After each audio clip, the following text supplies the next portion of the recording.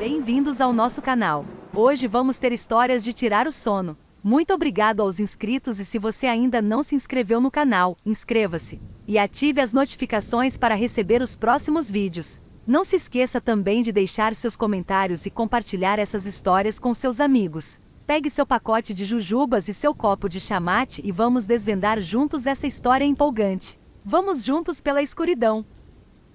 Nos arredores da República de Florença surgia ainda em 1261, o Castelo de Poppi, que por 3 séculos confundiu sua história com a da família dos Condes Guide, descendentes de Guido Guerra, o mais poderoso senhor da Toscana, cuja fama de ferocidade valeu-lhe o sobrenome de Bebe-Sangue. Tal era a volúpia de ódio e vingança com a qual lambia o sangue da espada que muitas vezes enterrou no coração de seus inimigos.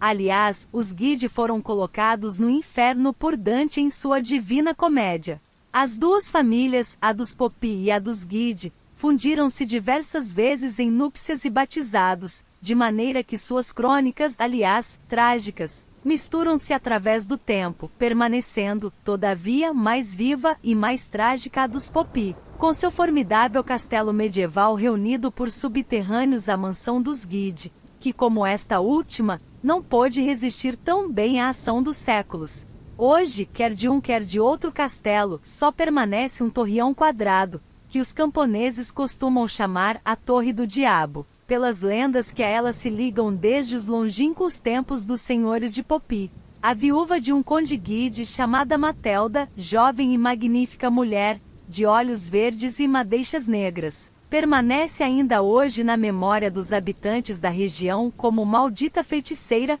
causadora da morte e do desaparecimento de numerosos rapazes, filhos de famílias modestas porém honradas de proprietários rurais e camponeses que entraram certo dia, ao escurecer, pela grande porta do castelo, tendo atravessado a ponte levadiça, os braços carregados de oferendas campestres, flores e frutos lindos de suas hortas e que nunca mais regressaram para suas fazendas e seus casebres. Com o tempo uma lenda atroz veio se formando no espírito de todos e que devia custar a vida a Matelda.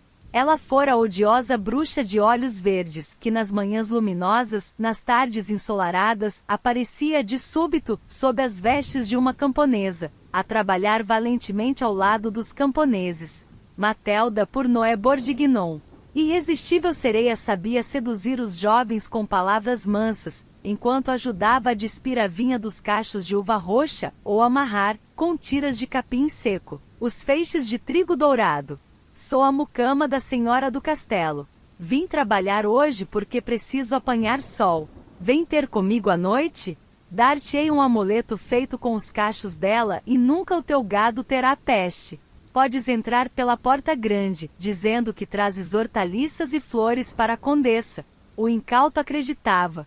Era sempre um dos mais belos e mais robustos rapazes da redondeza e ao cair da noite era ele misteriosamente introduzido no castelo, onde sempre chegava carregado de presentes campestres que lhe eram tolhidos logo ao ultrapassar o limiar do pátio interno da imponente mansão, e olhos vendados, sentia-se guiado pelo velho guarda que o tinha recebido por salas e corredores, escadas e terraços, subindo e descendo pelos labirintos da vetusta construção, até um local onde lhe tiravam a venda e ele se via de súbito como num conto de fadas, no meio de um quarto luxuosamente mobiliado, tapetes e cortinas, ouros e candelabros, onde os cristais e os adornos de prata se disputavam a glória de jorrar o maior brilho. Deslumbrado, olhava em redor sem saber o que pensar, quando uma voz melodiosa o fazia estremecer. Não me conheces? Já não te lembras da companheira que te ajudou ontem a amarrar os feixes do trigo? Mas, eu pensava que vosmecê fosse a criada do castelo? Eu não sabia. Devo pedir perdão. E voltar? Não, porque agora tu és o meu príncipe e o meu amor. E envolvendo o jovem em seus braços de sereia, fazia-o esquecer de tudo que não fosse aquela sua aventura de 1001 noites. Tudo, porém, tem um fim e na manhã seguinte a condessa de Poppi despedia com um último beijo o seu jovem amigo. O caminho para saíres do castelo tem todas as portas abertas. Vai, até breve. Adeus. O rapaz partia. Conservava ainda nos lábios o sabor dos beijos ardentes e no corpo a lembrança dos violentos abraços. Tinha os membros laços e a alma como ébria, mas o coração estalava de felicidade e orgulho. O humilde filho de um camponês tinha conseguido selar com seus beijos a boca voluptuosa de uma grande e nobre dama. As primeiras luzes da alvorada começaram a enrubescer os cimos dos Alpes nevados, trazendo até o vale um vento gélido que fazia estremecer. O guapo rapaz, sangue de polvo e músculos de aço, indiferente a qualquer mudança de temperatura, saia da claridade incerta de uma sala, dirigindo-se para a luz de outra sala, atravessando um curto corredor escuro, mas chegando bem no meio do pequeno trânsito, sentia de súbito faltar-lhe o chão sob o peso do corpo e caia num abismo sem fundo. Quem ouviria o brado de angústia do desgraçado que se afundava nas águas turvas de uma cisterna? E quem poderia imaginar que nos alegres campos de trigo dourado, que lá embaixo, nas trevas dos calabouços do castelo, uma criatura humana gesticulava numa agonia horrível, procurando agarrar-se a algo que retardasse de uma hora, ou de um minuto, a chegada da morte? Quem poderia vingar o infeliz rapaz que pagava tão caro preço por uma noite de amor? E a maldição que lhe saía dos lábios no supremo momento perdia-se de encontro à abertura alta do poço, que de repente, se fechava com o ruído seco de uma mola de aço. A nobre dama saciada entre seus damascos, ouvindo o longínquo estalar da mola que lhe garantia o desaparecimento eterno de seu cúmplice de amor, que não mais a poderia denunciar ou comprometer, estirava-se nos lençóis com um sorriso de feroz satisfação, enquanto o sol, lá fora, chamava os homens ao trabalho dos campos. Dias passavam e, de novo, surgia entre os trabalhadores a figura estranha de uma linda jovem, criada da condessa, perscrutando, olhos lânguidos, os jovens que mais lhe agradavam, e a nova insídia realizava-se com idêntico epílogo. Muitas foram as vítimas, mas o povo começou a observar e a murmurar. Onde, como desapareciam tantos rapazes? Falava-se do filho de um fazendeiro que nunca mais se ouvirá cantar, como de costume, entre os companheiros, de um homem de armas que não respondeu ao apelo de seus chefes, de um menestrel que passou como fantasma, atravessando a ponte levadiça do castelo, mas que nunca mais voltou. A fantasia trabalhava. Nas casas fechadas, à noite, ante a lareira, todos comentavam, discorrendo sobre suspeitos e horrendos casos.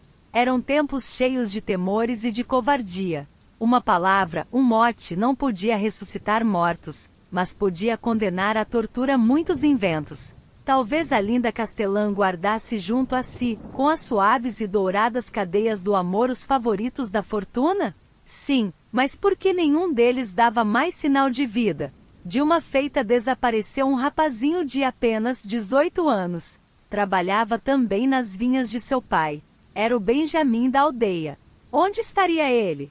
Os pais não se resignaram e grande foi o tumulto, a procura insistente para lograr encontrar o rapaz. Bateram-se campos e florestas, montes e casebres. Em vão, ninguém descobrira o menor vestígio da passagem do rapazinho.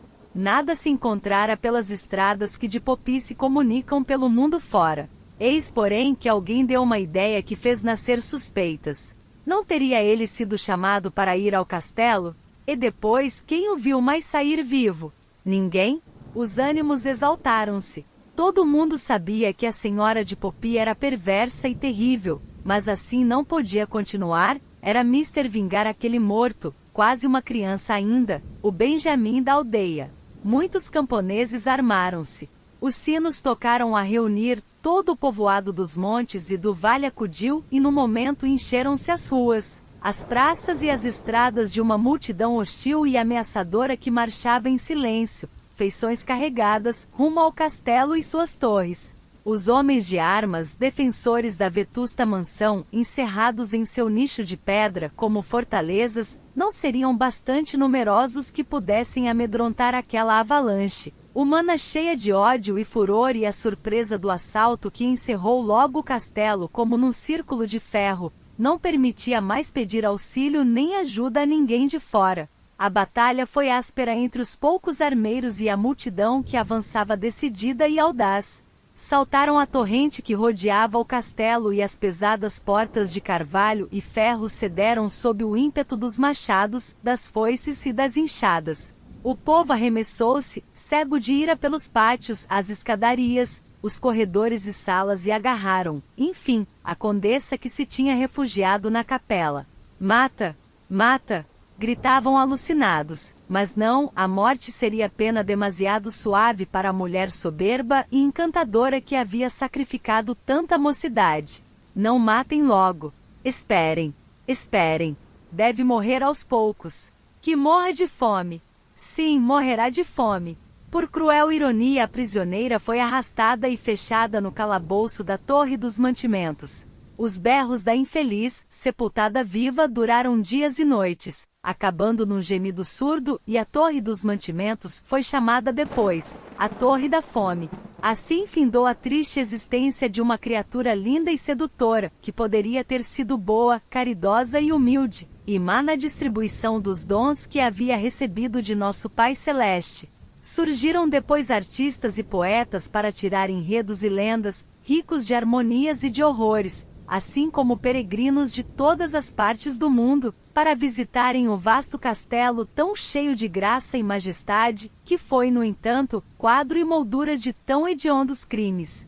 Os poetas cantaram em rima e versos livres, as noites de amor de Matelda e os apelos desesperados de suas jovens vítimas enviadas ao Criador com um único viático, de um traiçoeiro beijo. O povo, com o andar do tempo, rebatizou a Torre do Diabo e chamou-a a Torre da Fome, onde Matelda tinha padecido e morrido à míngua de um pedaço de pão. Ainda hoje, os habitantes daqueles sítios falam de umas aparições que rodeiam a torre nas noites sem lua.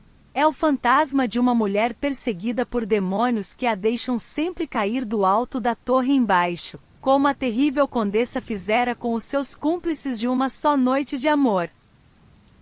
Esperamos que vocês tenham gostado do nosso conteúdo. Se você quiser mais conteúdo assustador, não deixe de se inscrever no nosso canal e ativar as notificações, para não perder nenhum vídeo novo. Agradecemos por assistir e se inscrever no nosso canal. Todos os dias temos novos vídeos. Até a próxima!